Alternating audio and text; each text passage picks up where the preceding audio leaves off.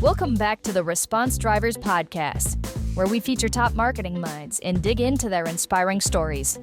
Learn how these leaders think and find big ideas to push your results and sales to the next level. Now, let's get started. Hey, I'm Rick Rapé, host of the Response Drivers Podcast. Here we dive deep with marketing experts and innovators to uncover how they approach targeted marketing and use data-driven strategies to acquire and retain customers. We'll talk about what's working, what's changing, and how we can stay ahead in an evolving marketing landscape. Response Drivers is brought to you by RPM Direct Marketing. RPM helps companies develop hard-hitting direct mail creative and utilize advanced testing and targeting methodologies so you can fully optimize your marketing performance to drive more sales and exceed growth expectations. With a proven track record, RPM delivers smarter, more profitable direct mail solutions so you can turn your direct mail programs into a predictable, efficient sales channel.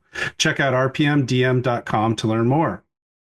Well, my guest today is Andrew Lee Miller. Andrew is a seasoned startup marketing expert, founder of GrowthExpertz fractional agency, and a global keynote speaker with nearly 20 years of experience driving early stage growth. He's led 3 successful startup exits and specializes in digital marketing, growth hacking, and scaling tech businesses in the early stages. Andrew is also the author of the Startup Growth Book and the host of the Funded Now What podcast, where he shares insights on navigating post-funding challenges and accelerating startup success. You can learn more about him at andrewstartups.com. Thanks for joining me today, Andrew. Dude, Rick, thank you so much. That was a lovely intro. Appreciate that. Well, my research says that you've consulted for over 100 startups across various industries and other countries. And you've led marketing efforts, as I mentioned, for 3 VC-backed startup exits. Can you tell us a little bit more about your background and what inspired you to specialize in startup marketing?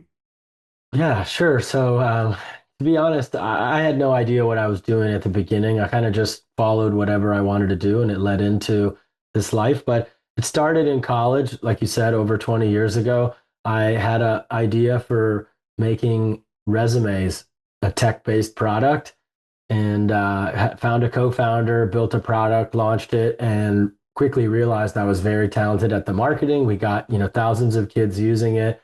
We raised a little bit of money, far away from the venture capital world, had no idea what we're doing at a small university in Ohio. And I realized I didn't care about or wasn't passionate about fundraising or product or anything. I just really loved marketing. And so I actually ended up stepping away from that company and going after other companies that had already solidified their product and just helping them with marketing. And my real goal, to be honest, Rick, was to just travel the world and work remotely from a very early in my career. And so marketing enabled me to do that. And I knew I was talented at it and I could make money and like reduce my risk. I didn't want to spend all my 20s working at a computer myself, as a founder. And so I was lucky enough to find exciting opportunities with products I really believed in and drive some success because marketing was the single missing piece there.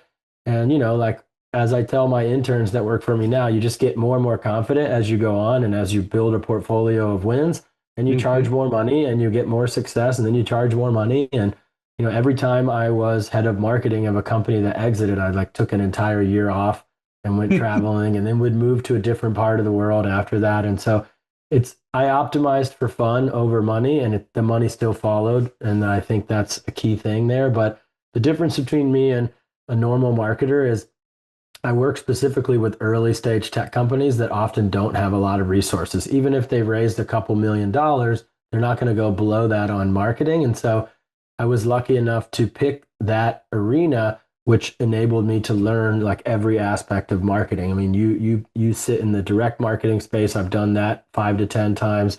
I've done anything you can imagine marketing wise, even beyond digital stuff. Anything that we need to test that will grow a company, I've done it. I've learned it from A to Z because we didn't have the resources to hire multiple agencies and multiple team members. And that's what led me to writing a book to equip founders who don't have the resources to scale. They can just read that book and learn how to basically do every channel. And that's what I'm all about. Oh, that's amazing. Wow. So you're a digital nomad. You're traveling the world and working from remote locations. Trying not to be. I have a house in San Francisco. I want to live there full time. The AI boom has been so incredible, and I definitely want to move back there. But the call of the wild is strong, and you still want to keep going. And now that I don't really party and do online dating or anything too crazy, it's pretty easy to have work-life balance anywhere. In the past, the excitement of new cities enabled me to have fun, but took a bite out of the work side of Mm, the work life balance. And so yeah. I think it's possible, but to have that. But I definitely am looking forward to living full time in San Francisco again. I just got a couple more bucket list items to scratch off. So I say I'm a retired digital nomad. I just still Okay. travel. Okay. Wow. I'm sure we could spend another hour talking about just your travels and where Probably. you've been and all that stuff. Well, we'll save that for another time. Okay. Uh, a little bit about your book, the Startup Growth book. I know you talked about your book emphasizes scaling without a marketing budget. Can you share a little bit more of a success story where this approach, where you were able to use that approach and get significant growth? Oh, of course. So, the first thing, if you're ever going to write a book, you should have in mind a book that is going to lead companies or people that read it to work with you. I did not do that. I have never made any money from the book. It's designed instead to just give back to people that don't have money for paying me as a consultant. So I Hmm. should probably write another book about how great it is to work with me and they make it more of a sales pitch. This is not that. This is basically a textbook that Okay. is it walks you through eight, I believe, different channels and teaches you from 0 to 100 how to do them Hmm. without spending months on it. You can read a chapter in a day and you can go and it makes perfect sense how to execute that strategy. All organic channels, which have become since I wrote the book a couple of years ago, exceedingly more and more important because paid advertising is no longer a real way to grow your company. You cannot trust the paid channels to continue to deliver results for you, so you can't build a business around it. So what I teach people in the book is how to do PR yourself, how to do SEO yourself. I don't have a chapter about direct marketing. You should write that book. But um, so yeah, I have dozens of examples, and I share them in the book from my own career and from other famous companies that are now famous. But I mean, Yeah. overall, just picking one. There's probably about 50 different strategies that people can implement from the book across those eight channels. But you know, How should startups determine which channels to focus on initially? Like which ones, how do you make the choice? Yeah, that's a good question. So I think, every it's different for different industries, different target, different price point, what you're selling, if you're B2C versus B2B. But, I have that trouble when I do my workshops at startup events and stuff, because how do you know who's in the audience without polling them? And there's a Mhm. couple things that everybody has to do. Like, it doesn't matter what your business is, you should at least do the basics of SEO. And I kind of consider a few things to be foundational to any company. And so, what I always say when I consult with companies is the first thing we do is we finalize your marketing foundation. And that marketing foundation is going to have a couple core elements. So, finalizing your website to make it convert as much as possible. Unless you're a mobile app, then the website doesn't really matter. But for most businesses, website and optimizing it, making sure the right pages are there with the right your URL structure for SEO, the right keyword density, the right elements on the page, not, above the fold and below the fold to make people convert. So Mhm. that's important. Then your analytics are really important, making sure that you're tracking the right things. Your search marketing to make sure that you're going to come up organically.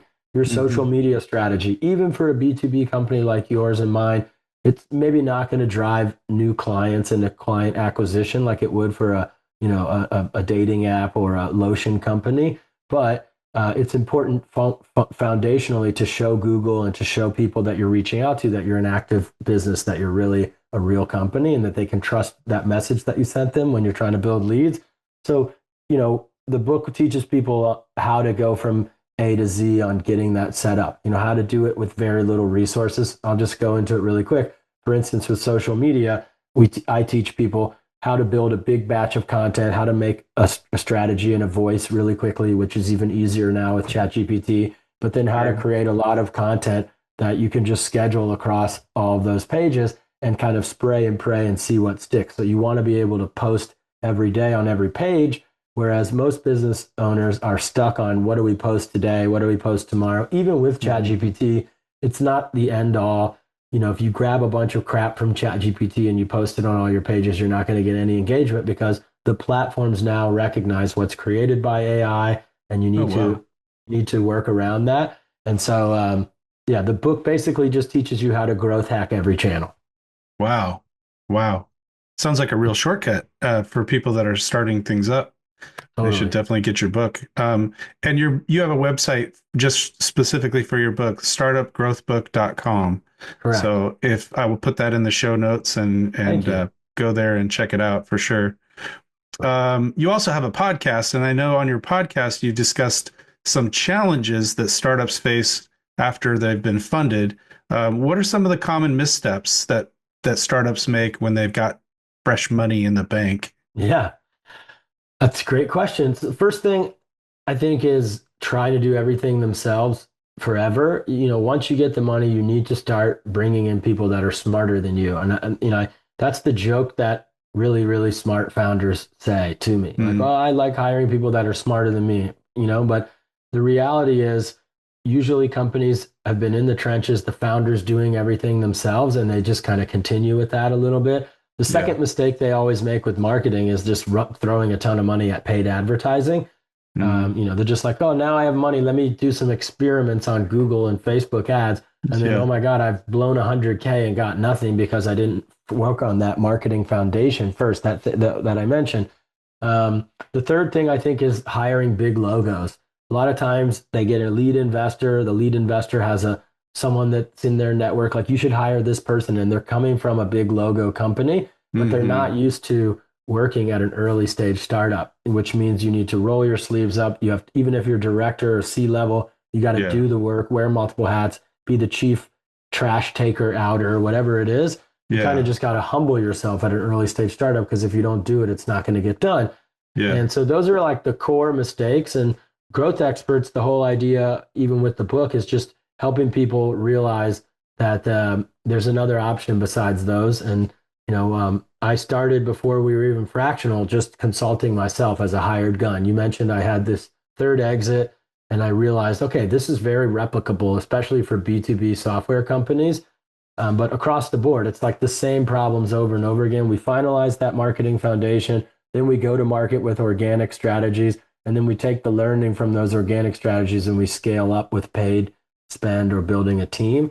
And if you replicate that over and over again, it just keeps winning and winning and winning. It just reduces the failure rate quite a bit for companies. So in our business, when we start talking with a startup, what we find a lot of times is they want to test direct mail, but they don't want to put much budget to it. And so they kind of go out with one idea in direct mail, and that's a risky approach.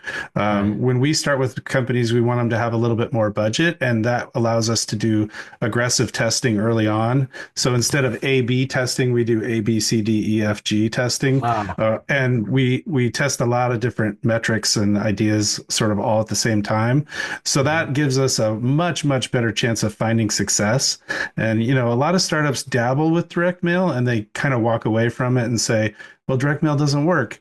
Well, that's not really true. It's just that they didn't go about it in the right way. So we specialize in and the startups that we've worked with, they appreciated our expertise coming alongside them and their marketing team. And then we actually kind of bolt on as an external direct marketing, team and help them find success and then scale up. Because when the direct mail, when we can crack the code, direct mail can become a super scalable channel, really driving growth dramatically. So, all right, I'll get off my soapbox now and get on to a question for you. Over your career, how has your mindset towards marketing and growth evolved? It has not. I feel like with all these new tools, there's always new tools, there's always new things, and people are like, marketing is dead, growth hacking is dead. It's not dead. It's the same things over and over again. Like I said, you need to optimize the product for marketing, the messaging, conversion rate optimization, getting people to share at certain points, making it easy for people to become little referral engines for your business.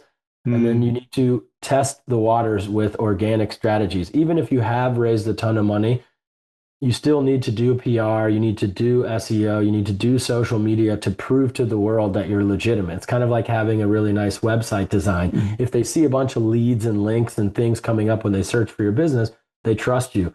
If nothing comes up and you're just running paid ads, you can spend a lot of money to kind of put a band-aid on that and move quicker. But at the end of the day, people are still not going to really trust your business. We all see this. If you see a Facebook ad or an Instagram ad that you like, and then you click and you go see that business, their page, and they have no followers, you don't really usually convert for that business. Anyone can make an ad really quickly and scam you. So Hmm.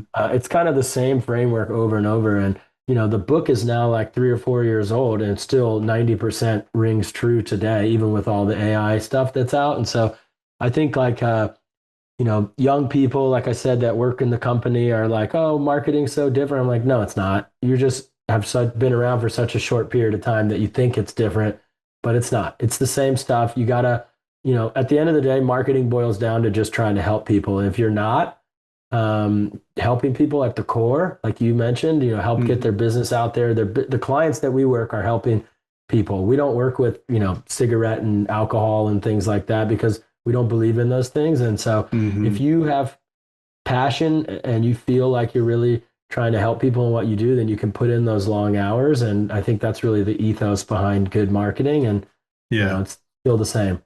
Well, and it seems like your startup approach is to test in small increments and learn and roll out and continue what works and scale those things Right. up that work. And Exactly. that's idea Always has been going to around work. for a Yeah, long time. It's not going anywhere. exactly. Um,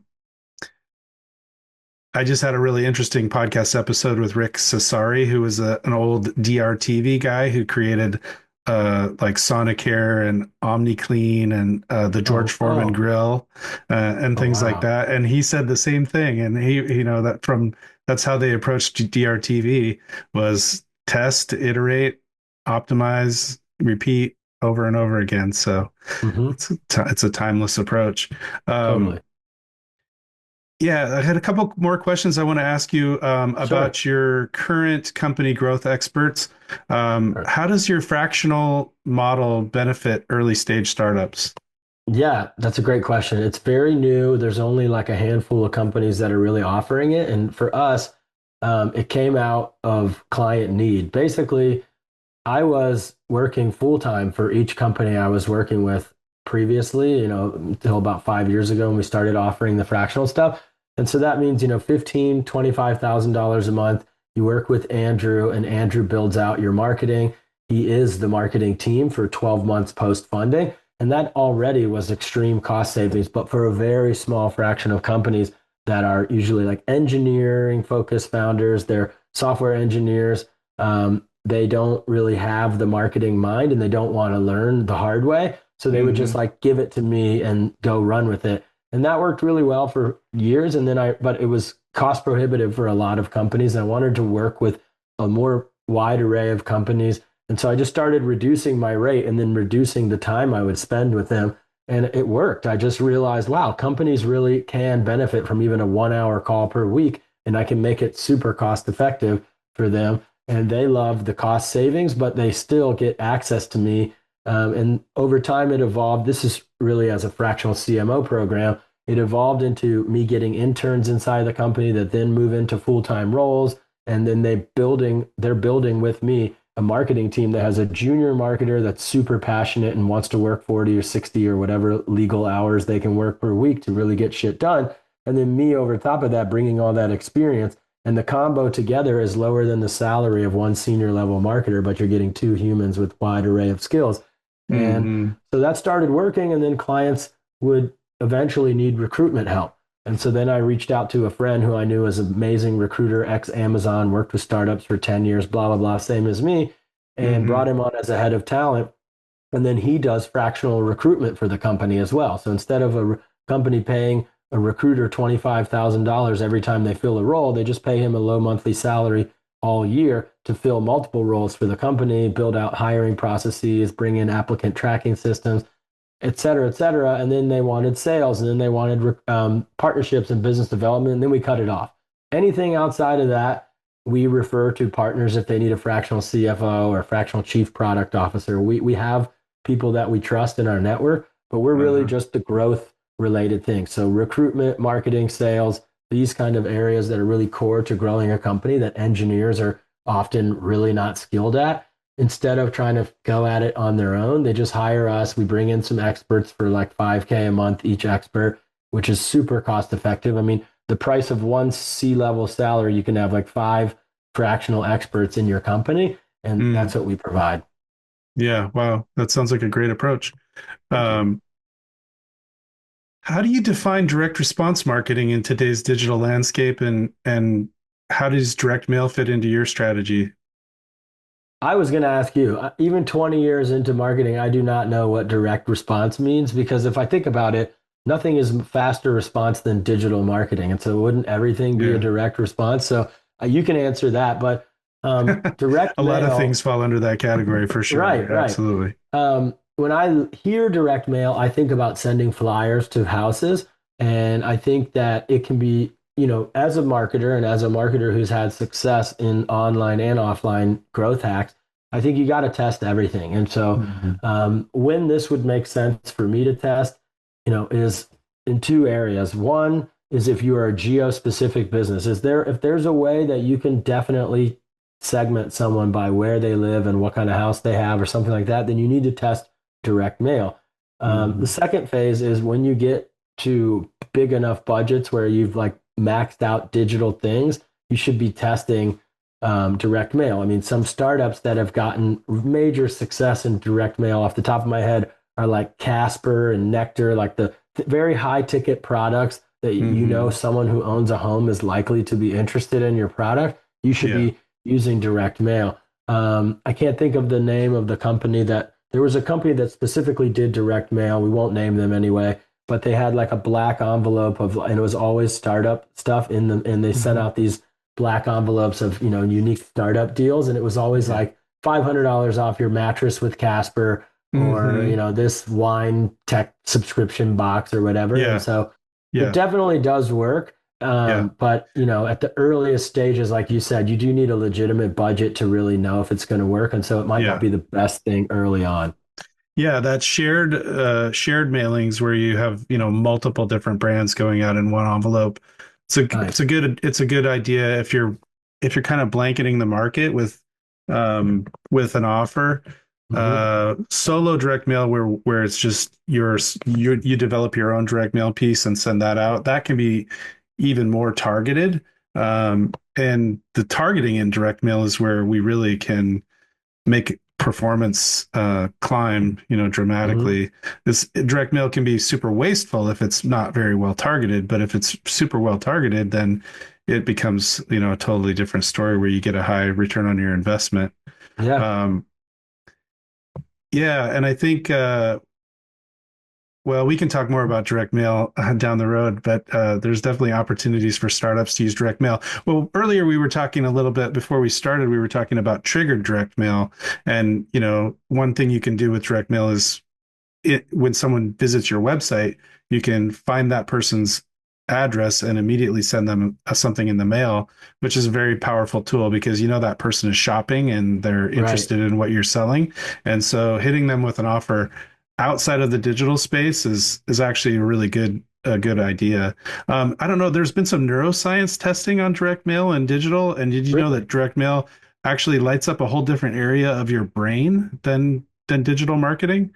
It's really interesting. I did not know that, but it makes sense. I mean, we're raised to love physical things. And when you get something in the mail, like we're also, multi-generational. We used to run to the mailbox to see what came for you. There's not much good stuff that comes in the mail anymore. Like I was just visiting my parents in Ohio and, they're like old. I would walk down to the mailbox and get the mail. And it was always just like direct mail flyers, but you still look through it, at least for me, and not necessarily from a marketing advertising point of view. It's just because nothing else is coming. So you're opening it like, oh, what's this? It's not as noisy of a space. Whereas digital, we're seeing like 4,000 ads a day. So it's hard to make someone interested. We run a lot of campaigns for clients, and it's definitely not our secret sauce. I've spent 15 or Yeah. maybe even $20 million on paid advertising now across my career, but it's not something that I even sell or mention. I just do it for clients that I really love and when they're ready and they're at that phase. Yeah. Because I think like anybody can do paid ads. It's not a unique selling point anymore for a Right. marketer. Hmm. But when we do it, we often have to hit the person multiple times. We have to do retargeting. We have to hit them again. You have to pay multiple times because they're not really engaged. They're not really looking at it. And it makes sense Right. to me that they're engaged when they're physically picking something up. They're looking at just that thing. Yeah, we totally study what people do with their mail when they bring it in from the mailbox, and they, Huh. you know, they go through and sort it into different piles, and they immediately go through and look for what's in it for me, Yeah. as they go through. And we can make offers really tangible. So if you send somebody a certificate or a coupon or these types of things, I mean, it makes it harder to ignore. You feel like you're throwing Yeah. away something valuable if you throw it away.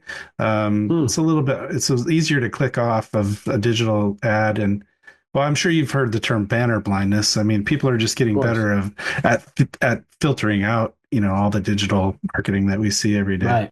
Right. Um, I think it's interesting to look at how we can integrate digital marketing with online, offline tactics, and how Hmm. we can bring things together. There's some really cool things we can do with targeting, um, so that we can kind of create that surround sound effect on a very targeted audience, which is Yeah. which is really cool.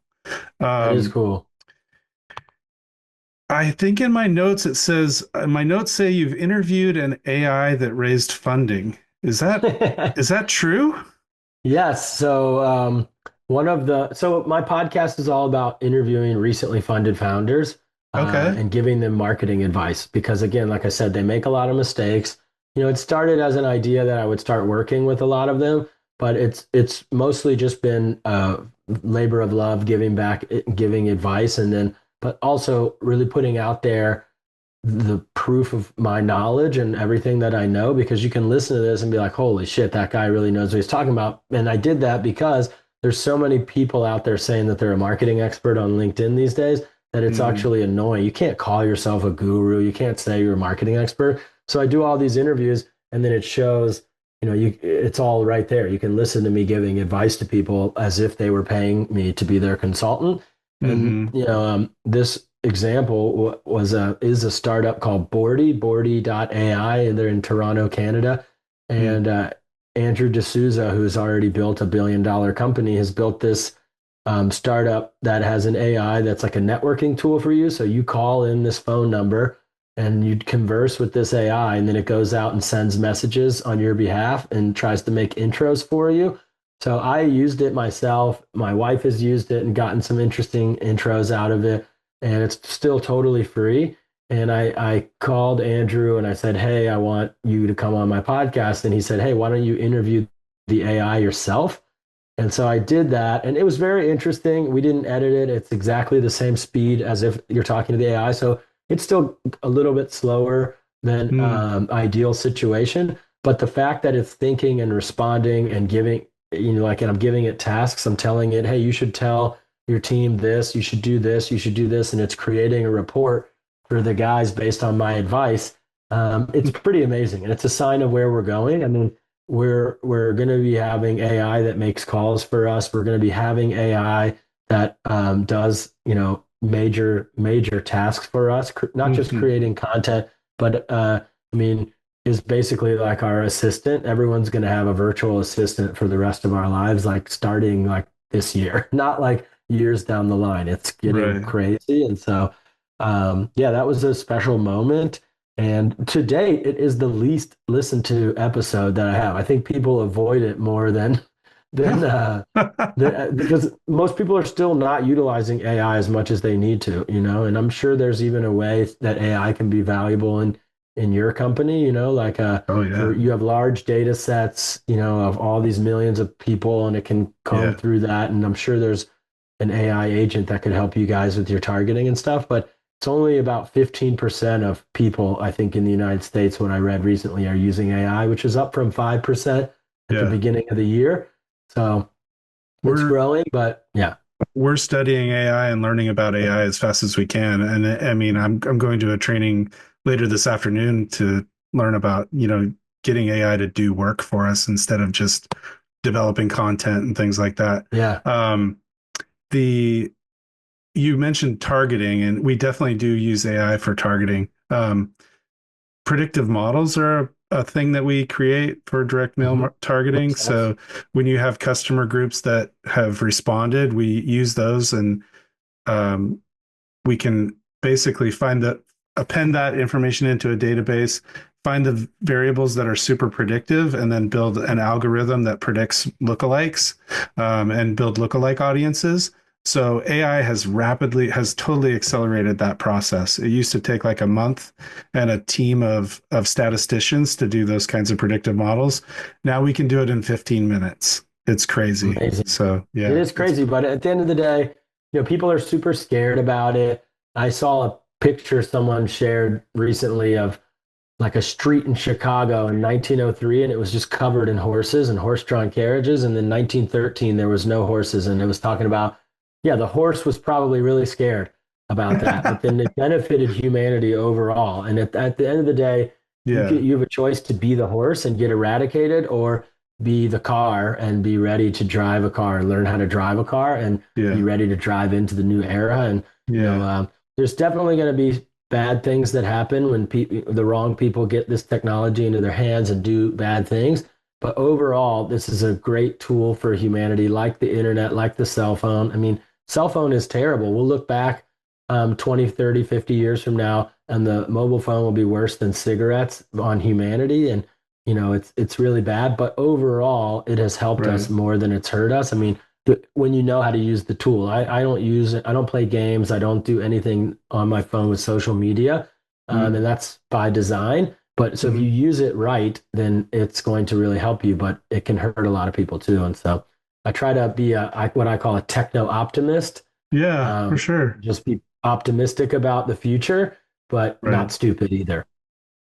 Well, there's no doubt it's going to disrupt some jobs, but like the internet disrupted Tons. some jobs and More created a than lot that. more jobs, so More there's than going to that. be No, no, new jobs created. we're going to have major problems. That is for sure true. 25 million software developers are going to be out of jobs eventually. And I just Mm. had a call with a guy that owns a development agency, similar to this, looking to partner and chat about trends and things. And he is considering starting a university to help software developers develop new skills, because they generally have been the highest paid people in the world over the last 2 decades, job wise and salary wise, and have not developed sales abilities or ability to sell themselves or job interview, because companies have been fawning over them and throwing themselves.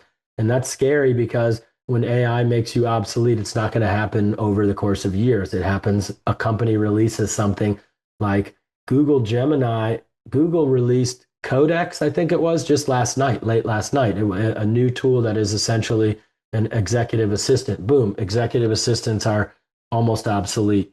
And that when that starts to happen for software developers, there's 20 plus million of those, usually guys, that are not going to be able to find a new role for a long time. And that's really scary. I mean, there's a Mm. meme going around right now, a video of a cardiologist that is looking at an x-ray of two lungs that are filling with fluid. And he's saying, it took me 20 years to precisely predict what or analyze these images, and now AI can do it in minutes. And he's like, I'm going to be looking for a job at McDonald's later today after work. And he's joking, but I feel more comfortable with AI doing that job. And Mm. even the coding, the reason why it's going to make those people obsolete is because they make mistakes. There's a whole industry of bug fixing and Yeah. QA testing that is no longer going to be needed because AI doesn't make mistakes. So the end all is us moving forwards as a human race, but it's definitely going to break a few eggs to make that omelet. Yeah, do you think I mean, I know it feels like it's adding tools to our toolbox for marketers, which is exciting and fun as we learn new things and implement them into our businesses and into our clients' businesses. But do you see it having such an impact in the long run that where it's actually taking on developing strategy and creating marketing without like human intervention?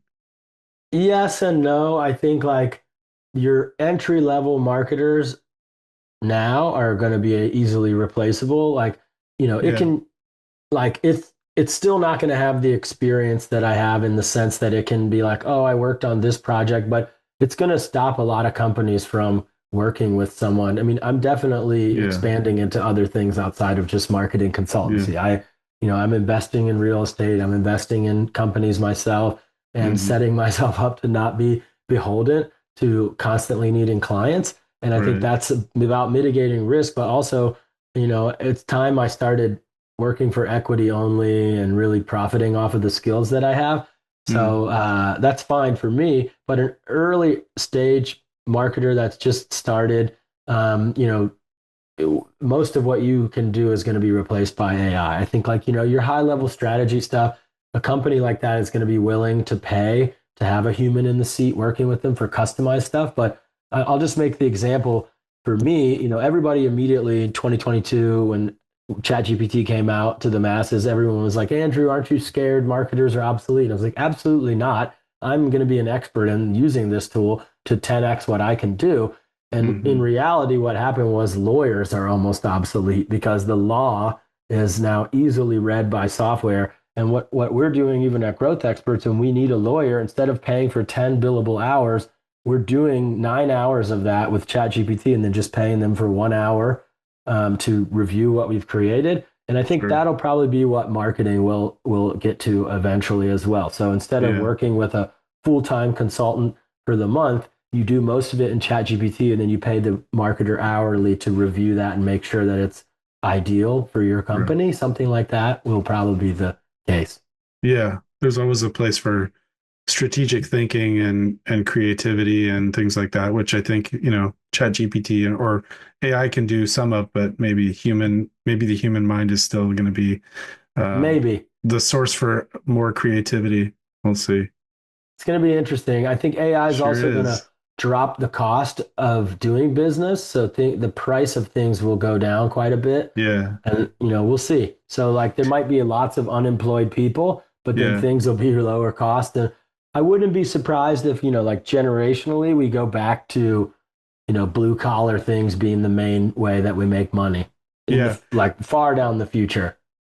I see it shortening timelines dramatically on kind of everything. I mean, it's just cutting the amount of time that it takes to do things so drastically. And I feel like that's good and bad. For marketing, it can be bad because I mean, I think that's one of the things that I see in digital marketing is it's very quick to put things out there. So it's a lot of like throw it out there and see Shit. what happens. And Yeah. and direct mail is a lot more costly and it has a longer timeline because we're physically producing mail pieces. So I feel like a Right. lot of times it's better, more thought out and more carefully crafted, I guess, if you will. Hmm. But it's still accelerating even the way we do things, so dramatically shortening like creative development times Yeah. and things like that. So Those are good um, things, I think, I think overall. so too.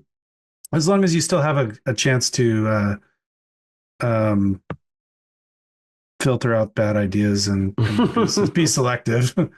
um, okay, one more quick question. And then I'm going to get into a few wrap up questions, but I guess you said that you've worked in over 70 countries.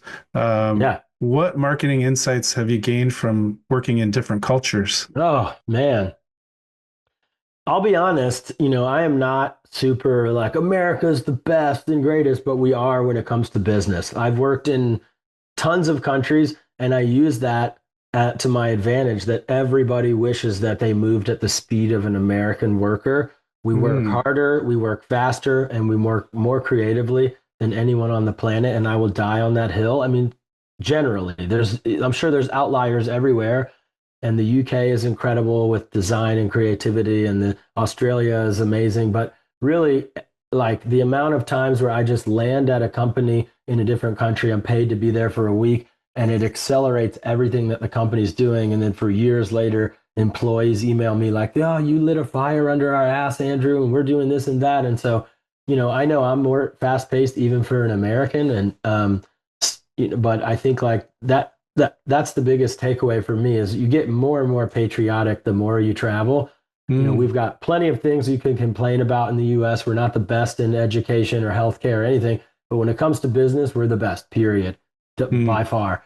And but beyond that, some things that stand out for me. I worked in a Thai startup in an office with the founder for a month, and like their reverence and respect that they have for each other was just like incredible. And like, the bringing in gifts for each other and like really using specific words to show respect for teammates. That really sat with me, and we don't do that enough in other cultures. mm. Um, I don't want to talk bad, but definitely some countries drink and party like way too much. And so the work-life balance is like, and it's not the ones you would think. It's not like Ireland and Russia as much. It's like Czech Republic and Australia and, places where like going to have a drink, Korea, they drink a ton. I hope I don't get in trouble for Wow. saying any of that. Yeah, I mean, so I've worked all Okay. over. I mean, a lot of it as being a digital nomad is you're working on your own. Like it's the same Yeah. stack. I use like Airbnb, I use Uber, and I used like Tinder before I got married to like meet people. And I used to work at Tinder, so I can shout them out. It's fine. But Okay. so you do, the world's kind of all the same. Like we make all this excuses up to think that it's us versus them and that everyone's different, but we're all really the same. We're all actually one family. There's slight nuances, but there's nice apartments, there's places by the beach, there's businesses, there's startup events, there's everywhere's pretty much the same. And Yeah. I think you just generally learn to love everyone the more you travel.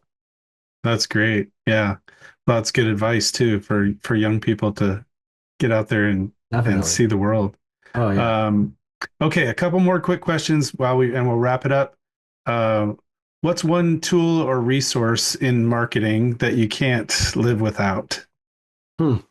Well, it would be easy for me to say Chat GPT now, but I'm not really using it as much for marketing stuff. I think, like you said earlier, it's not really that great. It's great if you don't have access to anything else, but if you're just slapping up some stuff on LinkedIn, for me, I really love. I mean, for cleaning out our email list, I love Neverbounce. Shout out to Neverbounce. Mm, For I love I You were talking about ways to partner with direct mail. I love retention.com and inbound insight.com and visitorconnect.com and tools that identify your website traffic, which can be plugged into direct mail and sending mail. But for growth experts, we see the company LinkedIn's and emails of the people who are visiting our website, even if they don't fill out a form. And then we get in mm-hmm, contact with them and actually do meet with them eventually. mm, Um, for link, the number one thing that I use right now is a tool called Duck Soup, DUX-soup.com, mm, and they are a LinkedIn outreach tool. They're the original tool. There's many competitors, but it really does work. And I make a lot of money just sending LinkedIn messages to people, but it's also grown a massive audience for me on LinkedIn. And so that tool is really powerful. wow, that's great advice. I'm going to check that out right away. Yeah. Sounds good. Awesome. Um, all right, one final question for Sure. entrepreneurs that are listening. What's one piece of advice that you'd offer them to help them navigate the modern marketing landscape? One piece of advice would be to start with marketing, not advertising. I think like a lot of people think that, I mean, it's two parts. If you're one, don't waste your time with social media. I don't care what kind of business you are trying to grow a social media audience to sell stuff to. It's important. And everybody is saying, you have to build a community, but it's very hard to build this social media audience without any spend now. These are pay to Mm, play environments. Mark Zuckerberg is the richest person in the world, not because people are scaling their audience for free, because they're running paid ads budgets to grow their audience. So the young mm, people, especially that think that they can be a creator and get tons of followers and make money off of that, you need hundreds of millions of impressions to earn a living from your content. So instead, reach out to people, test your messaging, see if they like what you're going to be building, and even before you build it, and then go build it, whether it's a physical product or a service or an agency. Just mm. reach out to people for free and see if they'd be interested, and then go build it, then go back to people. And then once you get money, you can invest in running ads to grow your social media and stuff. Hmm. That's great advice.